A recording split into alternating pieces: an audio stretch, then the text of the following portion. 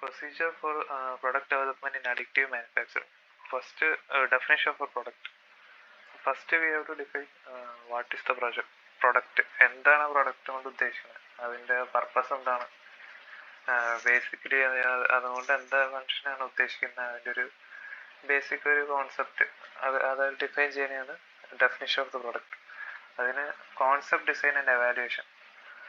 Concept design എന്ന് ഉദ്ദേശിക്കുന്ന പല പല ഡിസൈൻസ് വരുന്നു. അതിനകത്ത് എവാലുവേഷൻ എന്ന് പറയുന്നത് ഇപ്പോൾ കുറേ design A, design B, design C ഉണ്ട്. അപ്പം അതിൽ ഓരോ ഇതിനും ഇപ്പം ഒരു പ്രൊഡക്റ്റിൽ ഫങ്ഷനാലിറ്റി കൂടുതലായിരിക്കും, പക്ഷെ മാനുഫാക്ചറിങ് പ്രോസസ്സ് പാടായിരിക്കും. അങ്ങനത്തെ സംഭവങ്ങളൊക്കെ ഉണ്ടാവും. അപ്പം ഇതെല്ലാം കൺസിഡർ ചെയ്തിട്ട് ഓരോ ഇതിനും ഒരു സ്കോർ വെച്ച് കൊടുത്തിട്ട് നമ്മൾ ഓരോ കോൺസെപ്റ്റ് ഡിസൈനെ എവാലുവേറ്റ് ചെയ്യും. എന്നിട്ട് ഏറ്റവും ബെസ്റ്റ് പോസിബിൾ ഡിസൈൻ ഏതാണോ അതെടുക്കുക. അത് കഴിഞ്ഞിട്ട് ഡിസൈൻ അനാലിസിസിൽ ഈ പറഞ്ഞ പോലെ മോഡലിനെ അല്ലെങ്കിൽ പ്രൊഡക്റ്റിനെ മൊത്തത്തിൽ അനലൈസ് ചെയ്യും.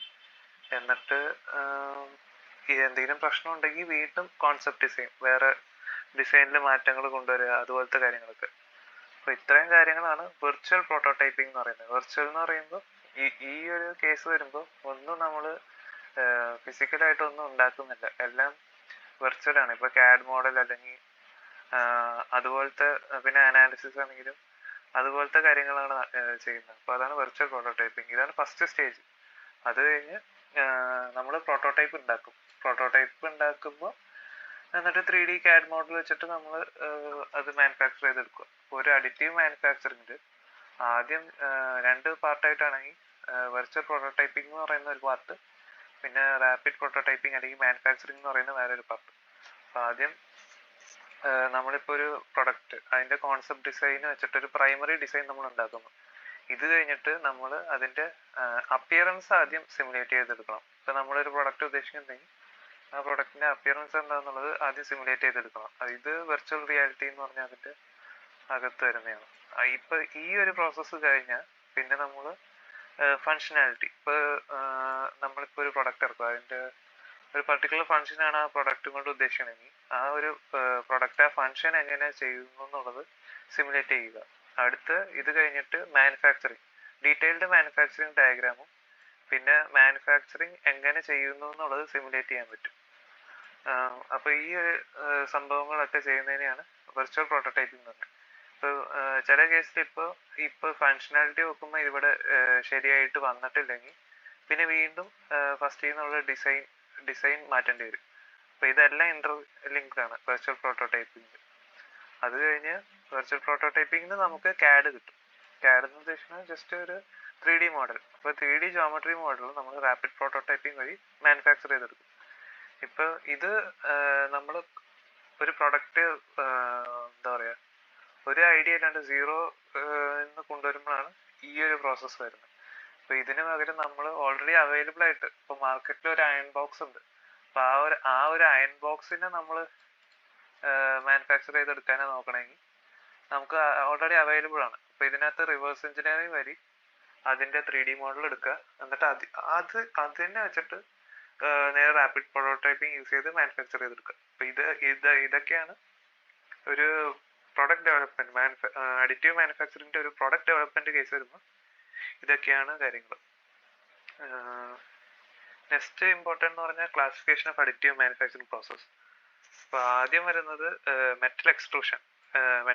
എക്സ്ട്രൂഷൻ എന്ന് പറഞ്ഞാൽ ഒരു നോസിലോ അല്ലെങ്കിൽ ഒരു ഏതെങ്കിലും ഒരു കൺസ്ട്രെയിനിൽ കൂടെ മെറ്റീരിയൽ പാസ് ചെയ്ത് പോകുന്നതിനെയാണ് എക്സ്ട്രൂഷൻ എന്ന് പറയുന്നത്. അപ്പോൾ ആദ്യം നമ്മൾ ഇപ്പോൾ എക്സാമ്പിൾ പറയുകയാണെങ്കിൽ നമ്മൾ ടൂത്ത് പേസ്റ്റിൻ്റെ ട്യൂബിൽ നിന്ന് നെക്കി പുറത്തേക്ക് ആക്കുന്നതൊക്കെ എക്സ്ട്രൂഷൻ എന്ന് പറയാം. ഇപ്പോൾ ഫസ്റ്റ് ഫ്യൂസ്ഡ് ഡെപ്പോസിഷൻ മോഡലിങ്ങിൽ കുറേ ഒരു ഫിലമെൻ്റ് ആയിട്ടുണ്ടാവും.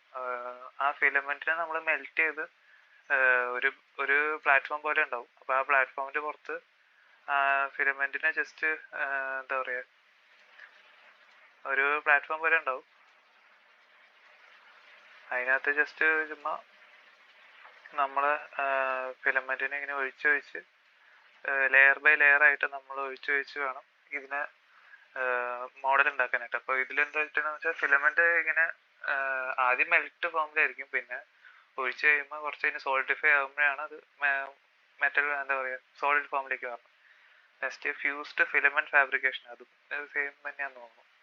Next sheet lamination. Sheet lamination എന്ന് ഉദ്ദേശിക്കുന്നത് ഒരെണ്ണം റോൾ അപ്പ് ഉണ്ടാവും, പിന്നെ ഇത് ഒരെണ്ണം ഫീഡ് ചെയ്യാനും ഒരെണ്ണം വേസ്റ്റ് മെറ്റീരിയൽ കളക്ട് ചെയ്യാനായിട്ട് 2 റോളേഴ്സ് ഉണ്ടാവും. അപ്പോൾ ഇതിനകത്ത് ഷീറ്റ് ബൈ ഷീറ്റ് മാനുഫാക്ചർ നടക്കുമായിരിക്കും. അപ്പോൾ ആദ്യം ഒരു ഷീറ്റ് എടുത്തു, ആ ഷീറ്റിൽ ഒരു കട്ടിങ് പ്രോസസ്സ് ചെയ്യും. എന്നിട്ട് ആദ്യത്തെ ലെയർ കിട്ടിയെന്ന് വിചാരിച്ചു, ഇനി അടുത്ത ലെയർ ചെയ്യാനായിട്ട് വീണ്ടും അടുത്ത ഷീറ്റ് വന്ന് ഇതിന്റെ പുറത്ത് നിന്ന് നിൽക്കും.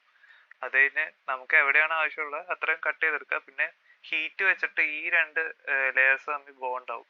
ഒന്നെങ്കിൽ ഹീറ്റ് വെച്ച് ബോണ്ട് ചെയ്യുക, അല്ലെങ്കിൽ അദസീവ് യൂസ് ചെയ്ത് ഇപ്പൊ ഗമ്മൊക്കെ വെച്ചിട്ട് ബോണ്ട് ചെയ്യുക. ഇപ്പൊ ഈ ഒരു ഷീറ്റ് വൈസ് ഉള്ള manufacturing, layer by layer manufacturing ആണ് sheet lamination. Next binder jetting, പിന്നെ vat photopolymerisation. Photopolymerisation എന്ന് വെച്ചാൽ ലൈറ്റിന്റെ അല്ലെങ്കിൽ ലേസറോ അതുപോലത്തെ എന്തെങ്കിലുമൊക്കെ കൊള്ളുമ്പോൾ പോളിമറൈസേഷൻ എന്ന് പറഞ്ഞൊരു പ്രോസസ്സ് വെച്ചിട്ട് ബോണ്ട് ഫോം ചെയ്യുക. അപ്പോൾ അത് കാരണം എന്താ പറയുക മോഡൽ ഉണ്ടാക്കാൻ പറ്റും. ഇപ്പോൾ SLA എന്ന് പറയുന്നത് സ്റ്റീരിയോ ലിത്തോഗ്രഫി, ആ ഒരു ഇത് വെച്ച് വർക്ക് ചെയ്യുന്നത്. Next powder bed fusion. Powder bed എന്ന പേരിൽ തന്നെ ഉണ്ട് പൗഡർ. അപ്പോൾ ഇതിനകത്ത് ഒന്നെങ്കിൽ മെറ്റൽ പൗഡർ അല്ലെങ്കിൽ ഒരു പൗഡർ ഫോമിലായിരിക്കും മെറ്റീരിയൽ ഉണ്ടാവുക. എന്നിട്ട് അതിലേക്ക് നമ്മൾ ഇലക്ട്രോൺ ബീം ഇതിൽ 2 ടൈപ്പ് എന്ന് പറയുന്നത് സെലക്റ്റീവ് ലേസർ മെൽറ്റിങ്ങും ഇലക്ട്രോൺ ബീം മെൽറ്റിംഗ്. സെലക്റ്റീവ് ലേസറിൽ ലേസർ ബീം യൂസ് ചെയ്യും, ഇലക്ട്രോൺ ബീമിൽ ഇലക്ട്രോൺ ബീം യൂസ് ചെയ്യും. ബേസിക്കലി ഈ പൗഡർ ആയിട്ടുള്ള പാർട്ടിക്കിൾസ് ഒക്കെ മെൽറ്റ് ചെയ്ത് സോളിഡിഫൈ ചെയ്തിട്ടാണ് ഇതിന്റെ ലെയർ ബൈ ലെയർ തന്നെയാണ്. ഈ അഡിറ്റീവ് മാനുഫാക്ചറിങ് ചെയ്തെടുത്താലും എല്ലാം ലെയർ ബൈ ലെയർ ആണ് ചെയ്യുന്നത്.